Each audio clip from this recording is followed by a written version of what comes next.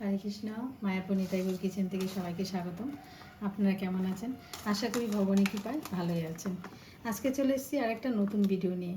আর এই গরমে, প্রচণ্ড গরমে একটু হালকা পাতলা একটা রসা বানাবো। তার জন্য এখানে নিয়েছি ডাঁটা, এই যে বাংলা ডাঁটা, পটল, ঝিঙে আর আলু, এই যে এরকমভাবে বানিয়ে নিয়েছি। তাহলে চলুন দেখে নিই এই রসাটা কীভাবে বানাবো। আর দিয়ে দিচ্ছি একটা তেজপাতা, আর এখানে গোটা জিরে ফোড়ন দিয়ে দিচ্ছি। এটা জিরে ফোড়ন দিয়ে এই রসাটা রান্না করব। আর এখানে দিয়ে দিচ্ছি একটা লঙ্কা, কারণ একটা দিয়েছি দেখুন এই লঙ্কাগুলি প্রচণ্ড ঝাল, তার জন্য আমি একটা লঙ্কা দিলাম। জিরাটা একটু ভেজে নিচ্ছি।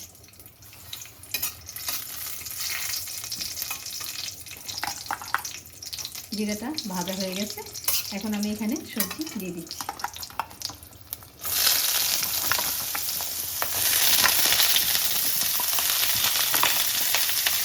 দিচ্ছি স্বাদ মতো লবণ, দিয়ে দিচ্ছি হলুদ দিয়ে দিচ্ছি।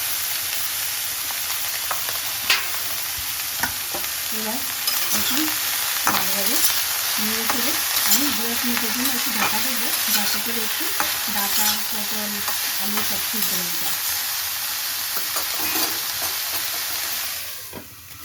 ডাঁটাটা তুলে দিলাম। দেখুন সবজিটা কিন্তু মজা যাচ্ছে এবং প্রায় সিদ্ধ হয়ে যাচ্ছে। এখানে আমি দিয়ে দিচ্ছি 1 চামচ জিরে গুঁড়ো, আর অল্প একটু কাঁচা লঙ্কা দিচ্ছি যাতে একটু কালারটার জন্য। অনেক সময় দেখা যায় বাচ্চারা একটু কালারটা দেখলে পছন্দ করে, একটু কালার হলে এর জন্য, কিন্তু না চাইলে এটা না দেওয়ার দরকার নেই। আর এখানে দিয়ে দিচ্ছি একটা বড় সাইজের টমেটো বানিয়ে নিয়েছি, টমেটোটা দিয়ে দিচ্ছি। এখন আমি কিছুক্ষণ একটু এই দেখুন বাগারে হয়ে এসছে, আর এখানে দিয়ে দিচ্ছি অল্প একটু স্বাদ মতো চিনি,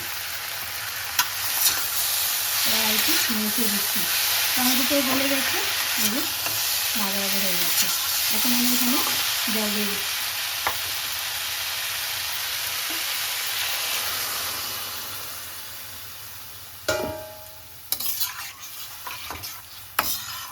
এই যে একটু যাতে একটু জুসটা পাতলা থাকে, এই যে এই পরিমাণে দিয়েছি। আর এখন আর একটু লবণ দিয়ে দিচ্ছি, যেহেতু অনেকটা পরিমাণ জুস দিয়েছি, আর একটু লবণ দিয়ে দিচ্ছি। এইবার ভালোভাবে ফুটিয়ে নিচ্ছি।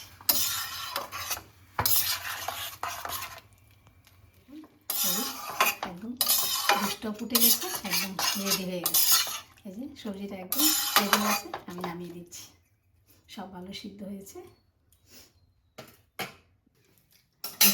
রেডি হয়ে গেল ডাঁটা, পটল, ঝিঙে, আলুর রসা, পাতলা রসা, শুধু জিরে ফোড়ন দিয়ে। এরকমভাবে আপনারা রান্না করে ভগবানকে গরম রাইসের সাথে বুক লাগিয়ে প্রসাদ পেতে পারেন। আর আজকে ভিডিও এখানেই শেষ। সবাই ভালো থাকবেন, সুস্থ থাকবেন। আবার দেখা হচ্ছে পরের ভিডিওতে। হরে কৃষ্ণ।